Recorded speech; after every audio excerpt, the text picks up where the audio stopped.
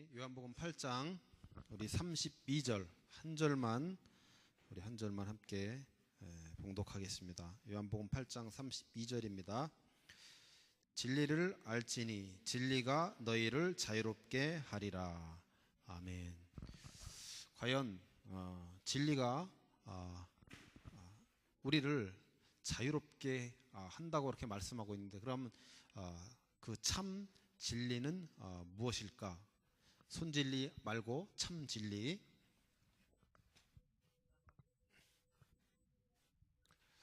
우리 오늘 말씀의 제목이 진리가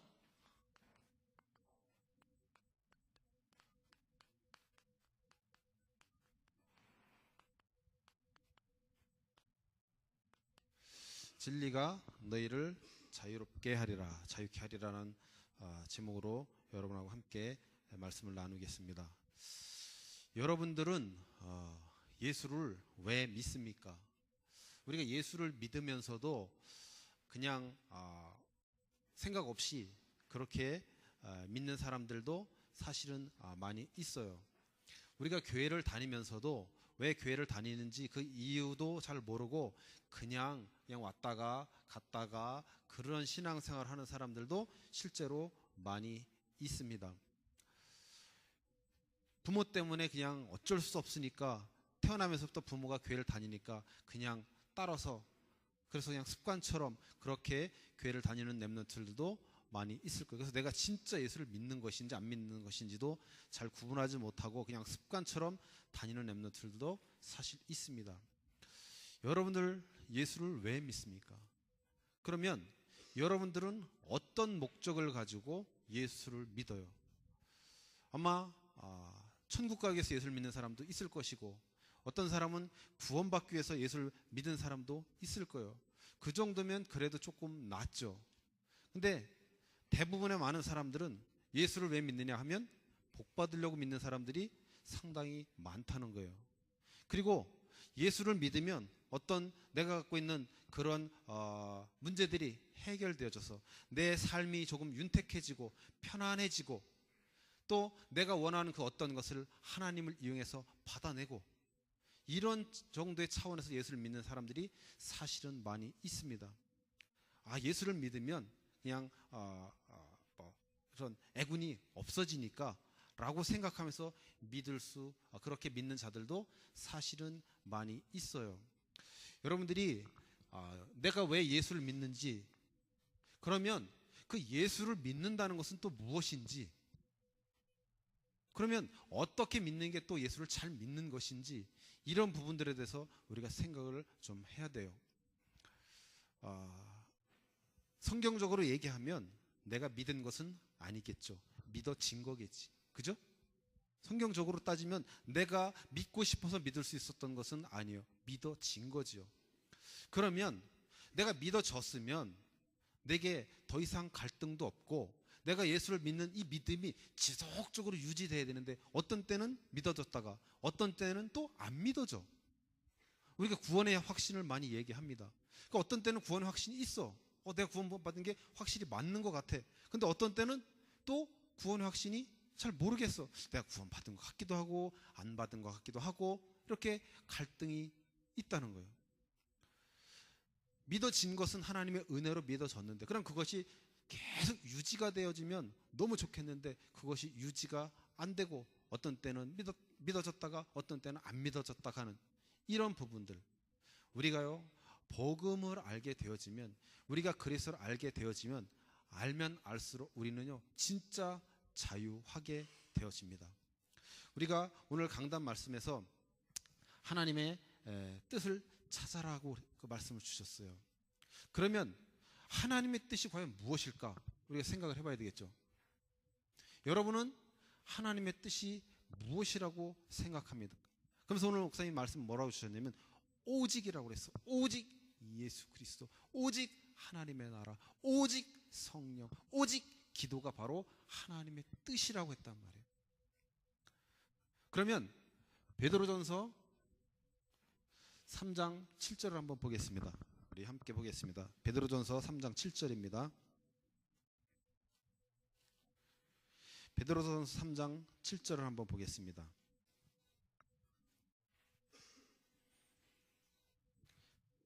베드로전서 3장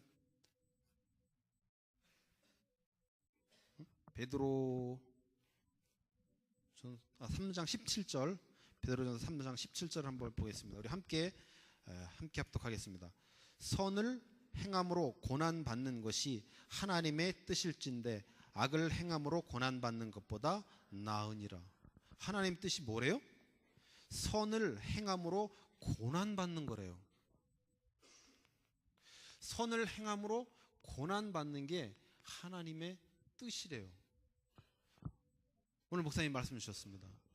하나님의 자녀라고 해서 문제가 없는 것은 아니라고 하셨어요. 이 로마서에도 보면 이 고난은요 반드시 우리에게 온다는 거예요. 요한복음 16장 34절에 나왔잖아요. 너희가 환난을 당하나 그러나 담대하라. 내가 세상을 이겼다고 했어요. 그때 환난을 당한다는 그 의미가 네가 환난을 당할지도 모르니까 담대하라는 것이 아니고 반드시 항상 환난은 있다는 거예요. 우리가 하나님을 믿어도 우리에게는 고난이 반드시 있다는 거예요. 선을 행함으로 받는 그 고난이 바로 하나님의 뜻이에요. 우리가 오직 예수 그리스도, 오직 성령, 오직 하나님의 나라, 오직 기도하면 뭐가 따라오냐? 이게 따라오는 거예요. 그것이 선이기 때문에 당연히 고난이 따라옵니다. 그러니까 우리가 선을 행하는 것이 하나님의 뜻인데 그 선을 행하게 됐을 때 뭐가 따라와요? 고난이 반드시 따라온다는 거예요. 그래서요 우리 삶에 여러 가지 문제, 사건이 일어납니다. 그것 때 왜 내가 하나님 믿는데 내게 이런 일이 일어날까? 내가 11조를 잘하는데, 내가 열심히 예배 드리는데, 내가 열심히 봉사하는데 왜 내게 이런 문제가 일어날까? 하나님 도대체 하나님 나한테 왜 이러십니까? 라고 원망 불평할 필요가 있다 없다? 없다는 거예요. 왜냐? 그것은 당연한 거니까, 마땅한 거니까. 그것이 성경적이라는 거예요. 그래서 우리가요 문제 사건을 보는 눈이 우리에게 이제는 달라져야 돼요. 내게 왜 이런 문제가 일어날까? 아닙니다. 그 문제를 하나님이 허락하시는 거예요. 그래서 우리는요 하나님을 알아가게 되어지는 거예요. 그런 문제가 없으면 우리는요 하나님을 잘 인식하지 않습니다. 아까 목사님이 아픔에 대해서 얘기했어요. 아픔을 느낄 수 있는 자는요 그 아픔 때문에 큰 병에 안 걸릴 수 있어요. 근데 그 신해철이처럼 자기가 지금 아픈데 감각이 없어서 아픈 것을 못 느끼면요 어떻게 돼요? 결국 죽는 거예요. 그러니까 우리에게 일어나는 아픔 곧 문제잖아요. 문제는 그 문제를 통해서 우리가 더 하나님께 나아갈 수 있는 그 길이 되어지는 거예요. 그래서 그것이 축복인 것입니다.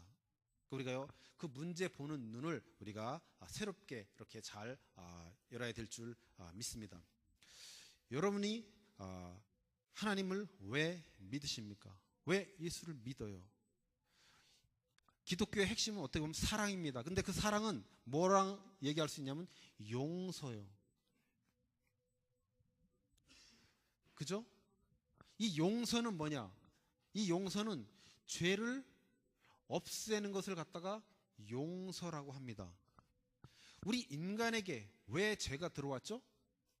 하나님께 불순종해서 죄가 들어왔어요.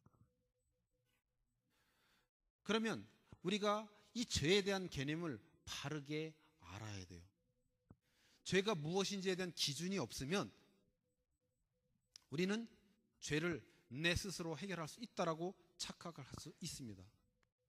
그러면 죄의 기준을 우리가 바르게 알아야 돼요. 이 죄를 우리가 윤리나 도덕이나 어떤 사회법 이런 수준에서 이 죄를 바라보게 되어지면 우리는 이 죄를 해결할 수 없어요.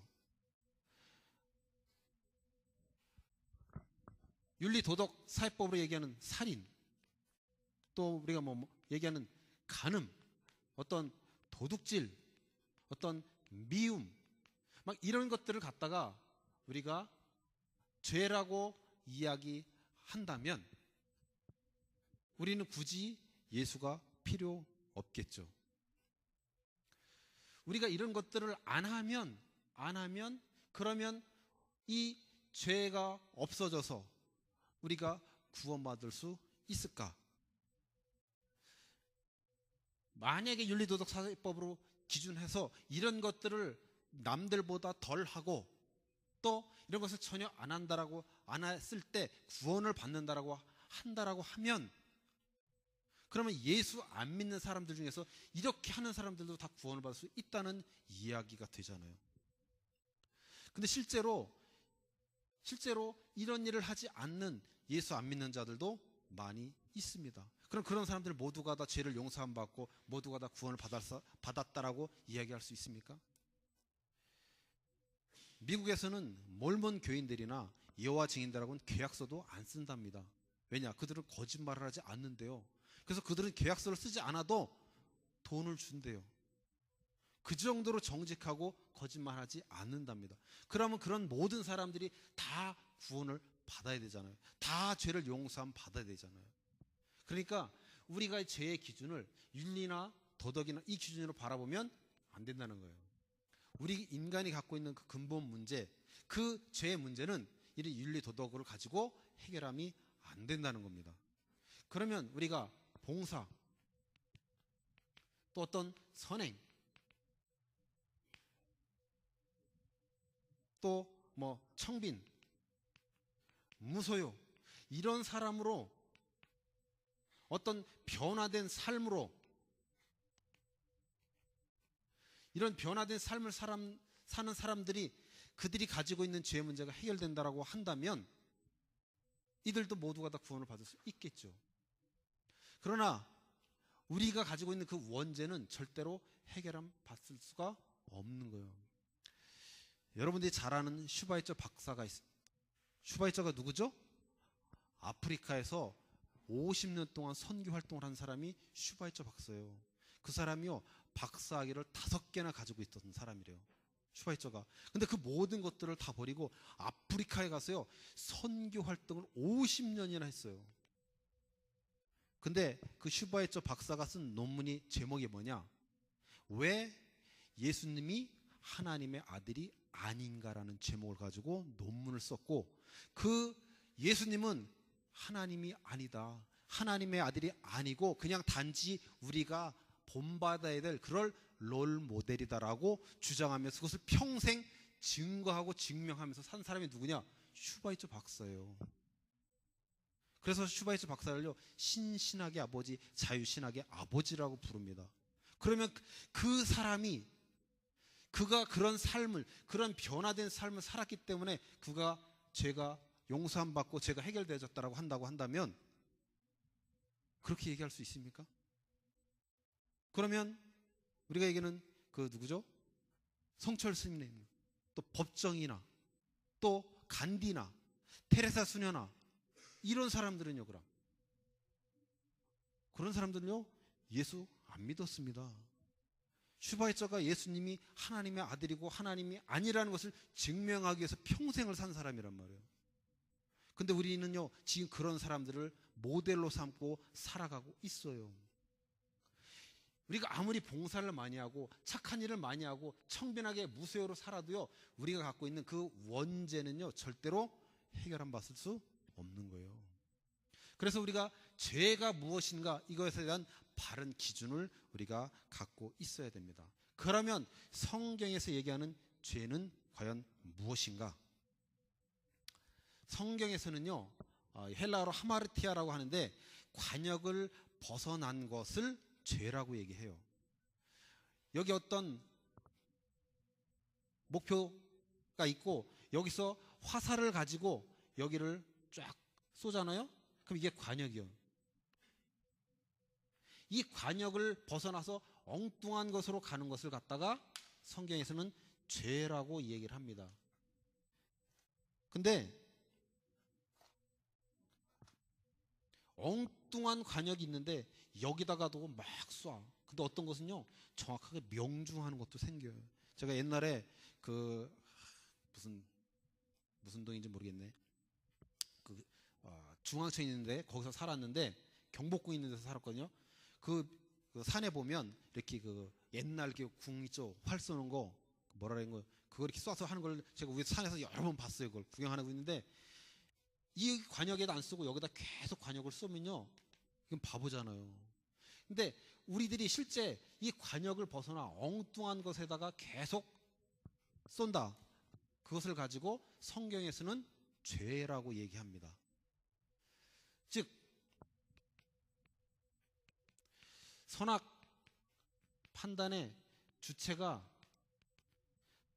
내가 되어지는 것을 갖다 우리가 죄라고 해요. 우리는 피조물입니다. 창조주가 아니에요. 오늘 목사님께서 말씀 주셨죠. 하나님이 원하시는 자들을 우리를 불러주셨습니다. 우리가 어떤 자격을 갖췄기 때문에 부름받은 게 아니잖아요. 우리는 그 어떤 것도 하지 않았고 그 어떤 자격을 갖추지도 않았는데 하나님께서 은혜로 우리를 불러주셨습니다. 그 이야기는 우리는 피조물이라는 거예요. 우리는 창조주가 아닙니다. 창조주만이 선악을 판단할 수 있어요.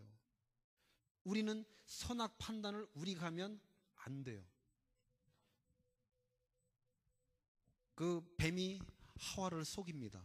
너가 이것을 먹는 날에는 내 눈이 밝아져 하나님처럼 될 거야 라고 그렇게 속이죠.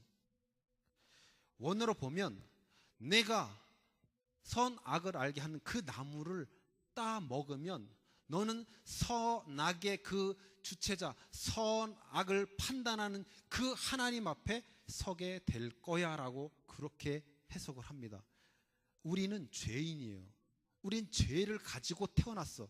그 죄를 가지고 태어난 우리가 하나님 앞에 서면요, 우리는 반드시 심판받고 죽게 되어져 있어요. 그래서 그 죄의 문제를 해결받지 못하면 우리는 절대로 하나님 앞에 설 수 없게 되어집니다. 창세기 15장에 보면 아브라함이 여호와 하나님과 계약을 맺죠. 제가 지난번에 말씀드렸지만요, 우리 인간은요, 하나님과 계약을 맺을 수 있는 언약의 당사자로 설 수 없어요. 언약의 주체자가 될 수 없습니다. 언약의 수혜자일 뿐이에요. 그래서 그 쪼갠 재물 사이로 여호와 하나님만 지나가시는 거예요. 만약에 우리가 지나가도 우리는 그것을 지켜낼 수가 없어요. 인간이기 때문에 안 됩니다. 절대로 안 돼요. 근데 그 재물을요, 여호와께서는 아브라함에게 쪼개라고 명령하지 않았어요. 근데 그 아브라함은 쪼갰어. 왜 쪼갰죠? 자기 경험을 가지고, 자기 지식을 가지고, 자기 기준을 가지고 쪼갠 거예요. 즉 선악의 판단을 누가 한 거예요? 자기 스스로가 한 거예요. 그것이 하나님 앞에는 죄라는 거예요. 노아가 하나님의 은혜를 입어서 구원을 받았습니다. 그죠? 노아의 홍수 통해서 노아 가족 8명만 살아남았어요. 생각해 보세요. 물이 쫙 빠졌어. 그때 당시 과학자들이 이야기하기를요, 지구상의 인구가 60억이니 뭐니 이렇게 이야기합니다. 생각해 보세요. 8명만 남고 모든 동물과 모든 인간이 다 죽었어요. 그 시대에. 그러면 전체가 다 뭐예요? 온통 시체 덩어리일 거 아니에요. 막 썩는 냄새가 진동했을 거 아니에요. 안 그렇겠어요? 그런데 그 은혜를 입고 살은 노아가 어떻게 했냐? 술 취해가지고요, 잠을 자고 있어요. 술에 취했어. 그럴 수 있을까? 금방 모든 사람들이 다 죽었어. 하나님께 불순종해서. 그 사실을 보고 경험했던 그 노아가 어떻게 됐어요? 발에 술 먹고 취해버려요. 그게 우리 인간의 모습이에요. 우리 인간은요, 가능성이 있다라고 얘기하지만요, 웃기는 소리입니다. 제가 지난주에 주님 이야기라는 그 5대 성인에 대해서 이렇게 나온 그 유튜브가 있어서 봤어요. 5대 성인이 누구냐? 거기서 얘기하는 게, 누가 얘기하냐면 김재동이가 얘기하는 거예요. 예수, 뭐 석가, 또 모하메드, 또 공자, 그리고 다섯 번째가 술이래요. 술. 왜? 어느 곳에 나서 이때 술이. 뭐 그런 식으로 이렇게 쑥 이야기해요. 그러면서 그 김재동이 뭐라고 얘기를 하냐면, 예수님, 그 성도들, 많은 성도들이 날마다 간구하고 막 기도하고 해서 너무너무 바쁘지 않습니까? 그러다가 쓰러지십니다. 예수님은 그냥 잠깐 계시고 우리가 다 할 수 있으니까 예수님은 아무것도 하지 말고 그냥 계세요라고 그렇게 얘기하거든요. 우리 인간이 그렇게 할 수 있어요? 웃기는 소리예요. 우리 인간은요 절대 그렇게 할 수 없어요. 그 술에 취한 모습을 보고 노아의 세 아들 셈과 함과 야벳이요, 함이 들어가서 어떻게 했죠? 그 벌거벗은 아버지를 보고 함이 이야기합니다. 우리 아버지 벌게 벗었네? 저거 부끄러운 거네? 라고 선악을 지가 판단한 거예요. 그래서 저주를 받게 되어지는 거예요. 셈은 어떻게 했죠? 그 모습을 보고 셈은 들어가서 뒷걸음질 쳐 들어가서 덮어버렸어요.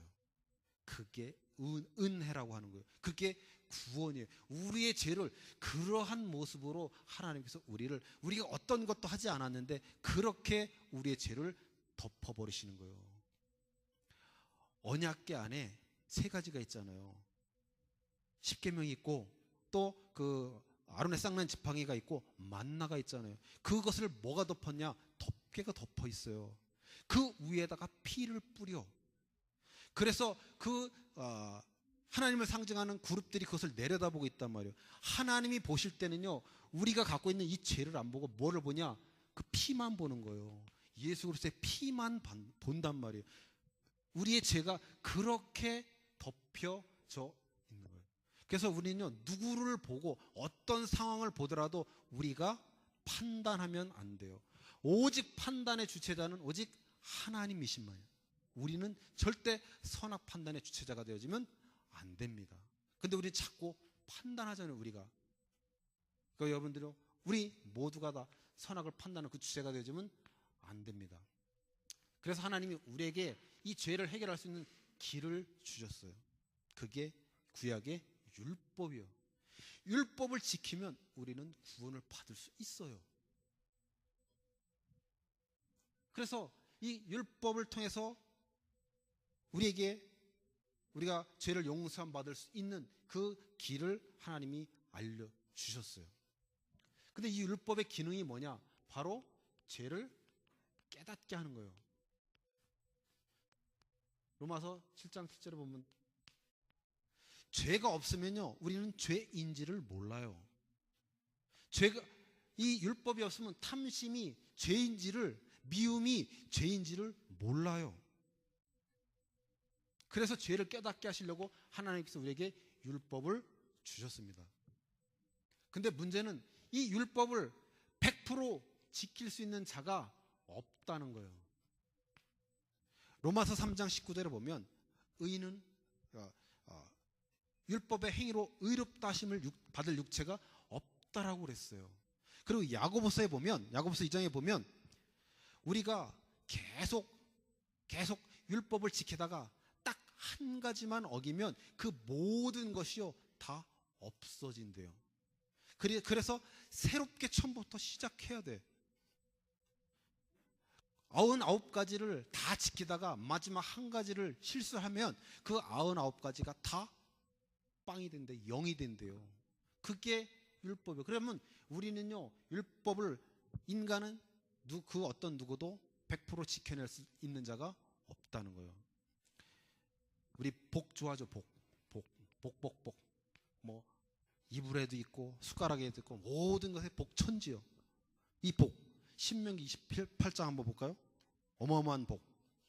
신명기 28장 엄청난 복이 있습니다. 보면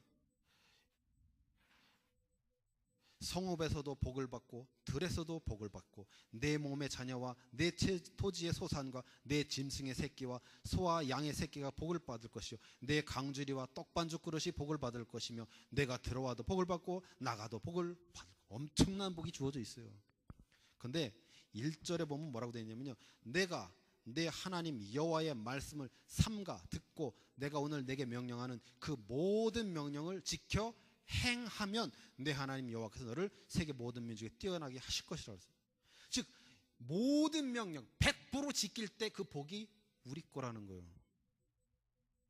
100% 지킬 수 있는 사람이 있어요?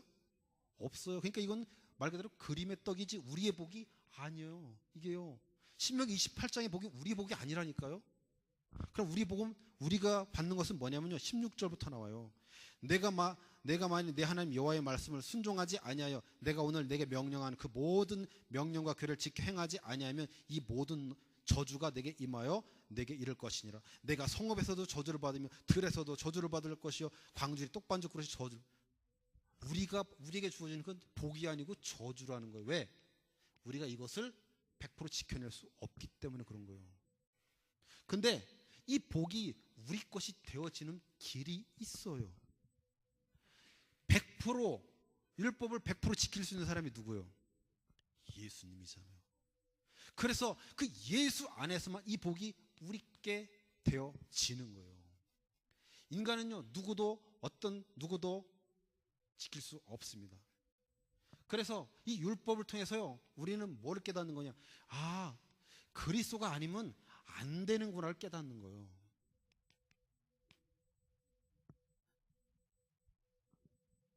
오직 그리스도만이 우리가 이런 복을 누릴 수 있도록 하는 거예요.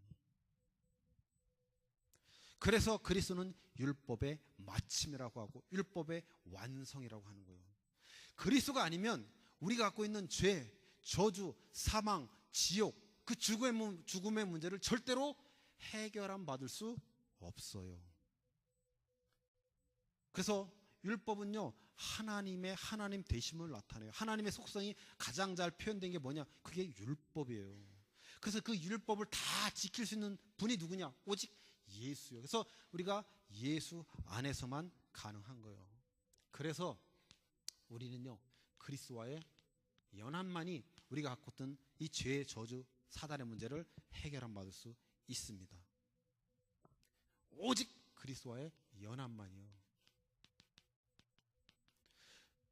그리스도가 하나 되어지지 않으면 절대로 안 돼요. 근데 하나님은요, 어떤 하나님이냐? 우리가 율법을 지킬 수 있어요, 없어요? 100%? 못 지켜요. 못 지킵니다, 우리 인간은 절대로.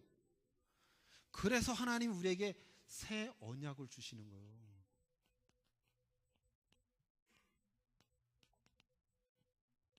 만약에 우리 인간이 이 모든 율법을 다 지켜낼 수 있다면 하나님 우리에게 새 언약을 주시지 않습니다. 근데 하나님은 새 언약을 우리에게 주셔요. 왜? 율법을 우리가 지켜낼 수 없기 때문에 그래요. 우리 예레미야서 31장 한번 보겠습니다.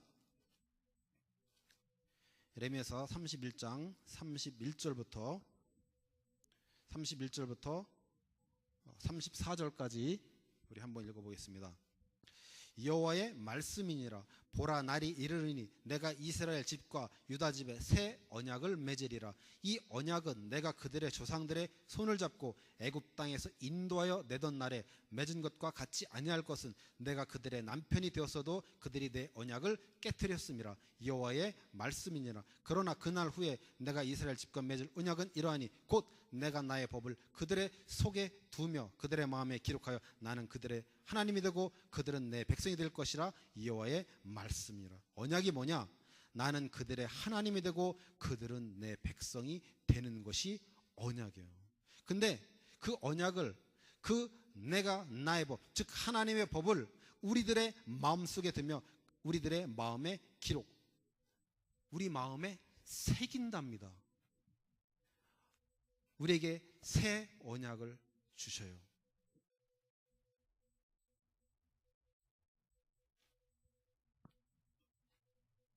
근데 어떤 방법으로 주신다고요? 우리 마음에 새겨버리는 방법으로 우리에게 이 언약을 주신다는 거예요. 이 언약이라는 것은 하나님께서 우리에게 주시는 은혜예요.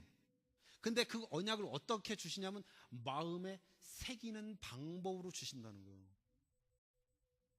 우리 인간이 절대로 율법을 지킬 수 없기 때문에 100% 지켜낼 수 없기 때문에 우리 마음에 새기는데, 그래서 그 여호와의 법을 우리 마음에 새기는 방법이 뭐냐? 말씀이 육신이 되어 오시는 거예요. 우리 마음 가운데 하나님의 법을 새겨 넣는 방법이요. 이게 십자가잖아요. 그러니까 하나님이요, 일방적으로 하나님이 원하는 자들을 부르셔서 그 마음속에 하나님의 법을 그냥 팍 새겨버리는 방법으로만 우리가 이 율법에 다 지켜낼 수 있는 거예요. 즉 예수 안에서만 가능한 거예요. 우리 인간이 하나님께 불순종해서 하나님과 분리되어졌어요. 그럼 분리되면 우리 인간은요, 하나님을 이제 하나님의 법을 지켜야 된다라고 생각을 하거든요. 그래서 그걸 지킬 대상으로 봐요. 그래서 그 법을 육신의 몸을 입고는 절대로 지켜낼 자가 없습니다. 지켜낼 수가 없어요. 그래서 하나님께서 우리 육신에 하나님의 말씀, 즉 예수 그리스도를 새겨 넣으셔본. 그럼 보세요.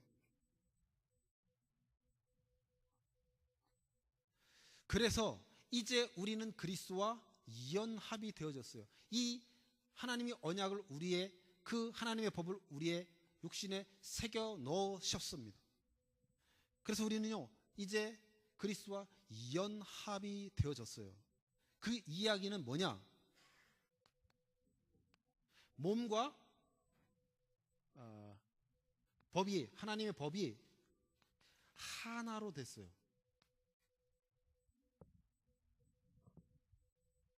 그러면 이 하나님의 법이 우리 몸에 새겨져 버리면 우리 몸이 하는 모든 행위는 뭐가 되냐? 선이 되는 거예요. 뭐 때문에요? 법 때문에. 이 법이 몸을 주장을 하거든요. 그것을 누가 보증하냐? 성령께서 보증하는 거예요.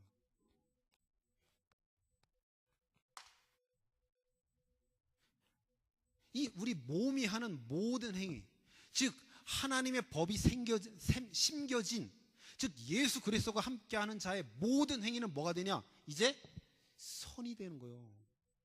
악이 되는 게 아니고 선이 되어집니다. 그 법 때문에 그런 거예요. 그래서 성경에 보면 다말이 시아버지 유다와 잠을 자서 통관을 해서 자식을 낳습니다. 근데 그것을 여호와께서 뭐로 여기셨어요? 의로 여기셨다 그랬어요. 즉 선으로 여기셨다 그랬어요. 육신적으로 보면요, 아주 맞아 죽어야 됩니다. 그렇잖아요. 기생나합이요, 저와 지 가족 살겠다고요 나라를 팔아먹었어요. 아주 못된 년이지. 그죠? 근데 그것을 성경에서는 뭐라고 하냐? 의라고 한단 말이에요. 그 행위를 우리 윤리 도덕적인 이 기준으로 보면 절대로 좋은 행동이 아니에요. 나쁜이요, 악이요, 죄입니다. 근데 성경에서는 뭐라고 했냐? 그것을 선이라고 얘기하고 의라고 얘기한단 말이에요. 반대로 사울이요, 그 아람과의 전쟁 때 다 여호와께서 다 죽이라고 그랬어요. 근데 사울이 전쟁에서 이겼습니다. 이기고 보니까 너무나 깨끗한 정한 동물들이 많아. 그리고 그 왕과 어린아이들을요 살려서 데리고 왔어. 살렸다니까. 죽이지 않고 살려서 데리고 왔어요. 근데 이 여호와께서 노하시잖아요. 그들을 싹 죽여버리라고 하잖아요. 아니, 생명을 살렸는데 어떻게 죽이라고 하냐고요. 근데 그것을 성경에서는 뭐라고 했냐?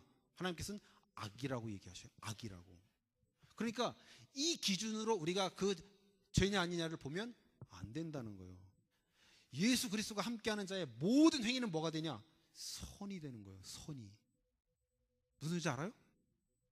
그러니까 여러분들이요, 여러분이 하는 모든 행위는 곧 선이 되어지는 거예요. 근데 여러분이 하는 행위가 계속 엉뚱한 길로, 엉뚱한 방향으로 계속 간다.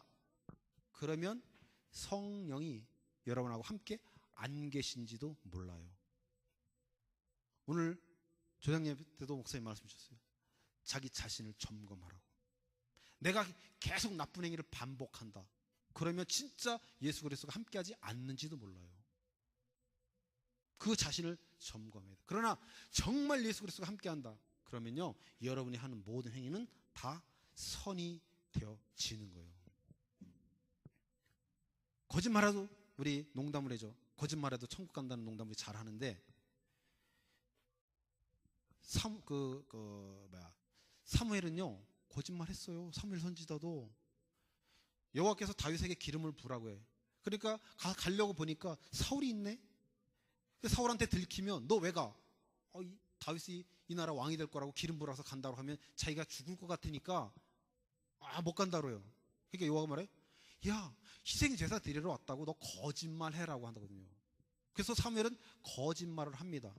근데 그 거짓말한 게 뭐가 돼요? 선이 되어진단 말이에요. 그리스도가 함께하는 그 몸이 하는 모든 하나님의 법이 새겨진 사람들이 하는 모든 행위는 뭐가 돼요? 선이 된다는 거예요. 그래서 우리가 윤리, 도덕 이런 기준을 가지고 성경을 보면 오해를 할 수밖에 없게 되어지는 거예요. 그럼 우리가 걱정하죠. 그죠? 걱정할 거예요. 방종을 걱정하죠. 내가 무슨 짓을 하든 어떤 행위를 해도 다 선이 되는데 이제 나는 아무렇게나 살고 막 살아도 되는구나 라고 생각할 수 있죠. 여러분에게 그런 행위를 하라고 하는 소리가 아니에요. 여러분은요 그런 행위를 할 수가 없어요. 절대 그럴 수 없습니다. 왜냐? 성령이 주인으로 계시거든요. 성령이 여러분의 주인이요. 이 성령께서 여러분의 삶을 주장하죠. 여러분이 여러분의 삶을 주장할 수 없어요. 한두 번 할 수 있죠. 제가 얘기했잖아요. 여러분 안에 성령이 계신다라고 하면, 여러분 안에 예수 그리스도가 주인으로 계신다라면 절대로 방종으로 갈 수가 없는 거예요. 절대 안 되는 거예요. 그게 복음의 능력이요. 그게 하나님의 힘이란 말이에요. 여러분은 그렇게 살 수 없어요. 안 된다니까요. 여러분이 자꾸 그런 행동하면 자꾸 찜찜해지잖아요. 그게 증거예요. 마음 놓고 막 할 것 같죠? 안 된다니까요. 그럴 수 없는 게 복음입니다. 근데 마귀는요 계속 여러분을 참수할 거예요. 너 같은 게 무슨 하나님의 자냐고, 네가 무슨 집사고, 네가 무슨 장로고, 네가 무슨 권사고. 마귀는요 계속 우리를 참수합니다. 그렇게 속이려고 달려들 거예요. 속지만 않으면 돼요. 여러분이 정말 하나님의 자녀가 맞다라고 한다면, 여러분이 정말 예수 그리스도를 주인으로 모시고 있다면, 여러분은 절대로 이렇게 갈 수 없어요. 절대 그럴 수 없습니다. 여러분이 잘못하면 어떻게 되냐? 이제는요 거꾸로 되는 거예요. 감사가 나온다니까요. 내가 이것밖에 안 되는데, 도대체 나는 내 마음은 그렇지 않은데 왜 자꾸 나는 하나님 원치 않는 방향으로 자꾸 갈까? 근데도 이럼에도 불구하고 하나님이 나를 사랑하셔서 내 대신 십자가를 지셨단 말인가? 정말 그 사랑을 느끼게 되어지는 거예요. 그래서 뭐가 나오냐? 감사가 나오는 거예요. 여러분이 그리스도가 누군지를 알게 되어지면요 감사 나옵니다. 우리가 구원받은 것이, 내가 구원받은 것이 얼마나 크고 놀라운 하나님의 은혜인지 알게 되니까 당연히 감사가 나올 수밖에 없어져요. 그래서 우리가요 자유함을 누리는 거예요. 진리를 알지니 진리가 너희를 자유케 하리라. 그래서 우리가요 그리스도를 힘써 알아야 돼요. 모르면 누릴 수 없습니다. 잘 안 돼. 자꾸 속아. 그래서요 그리스도를 아는 일에 우리 계속 힘써야 됩니다. 사도행전 17장 1절에 보면요, 뭐라고 되어 있는지 알아요? 하나님의 말씀을 늘 상고하라고 해요.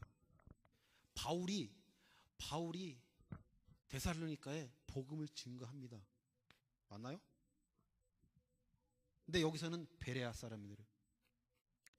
바울이 베레아 사람들한테 복음을 증거해요. 전합니다.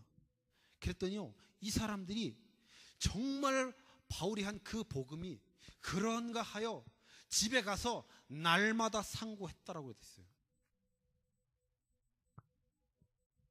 우리 각자가 하나님의 말씀을 묵상하고 정말 하나님의 뜻이 무엇인지, 하나님의 계획이 무엇인지 우리가 늘 상고해야 돼요. 그래서 하나님이 나를 향한 그 계획과 뜻이 무엇인지, 과연 하나님께서 나한테 지금 무엇을 원하시는지 성경 말씀을 통해서 우리가 그것을 발견해야 됩니다. 그래서요, 그 그리스도를 알면 알아갈수록 우리는요, 참 자유함을 느끼게 되어지고 참 해방감을 맛볼 수 있게 되어집니다. 그래서 우리가요, 오직 그리스도께 집중하고 오직 그리스도만 누리는 우리들이 되어야 될 줄 믿습니다. 그래서 우리 모두가 정말 그리스도 안에서 그리스도와 함께 그리스도를 향하여 그렇게 집중해서 나아가는 저와 여러분들이 되길 기도합니다. 이제는 말씀 붙잡고 학업의 현장으로, 또 선교 현장으로, 산업의 현장으로 발걸음을 옮기는 모든 렘넌트와 중직자와 우리 산업인들 위에와 또 복음을 나누는 귀한 영적인 지도자들 위에 예수 그리스도의 크신 은혜와 하나님 아버지의 놀라우신 사랑과 성령님의 역사 인도하심이 영원히 함께 하실지어다. 아멘. 주님